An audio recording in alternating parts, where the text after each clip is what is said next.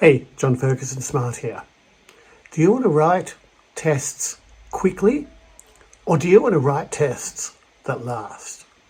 It's actually way more important to write tests that stand the test of time, that you can come back to in a day, a week, a month, and understand exactly what it is doing, why it is doing, and what you should do if it fails.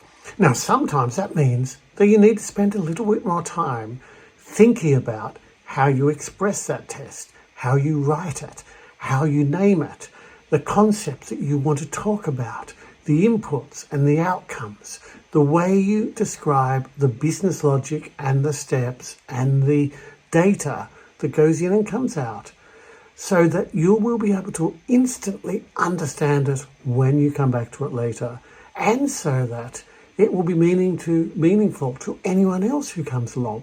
Now, that does take a little bit more time. It takes a little bit more thought. It's easier to just knock up a quick test script that does the really obvious stuff in front of you. You click here, you select this, you do this, than to think about, okay, what are we doing in business terms? How would a business person see this? What is the business rule that we're talking about?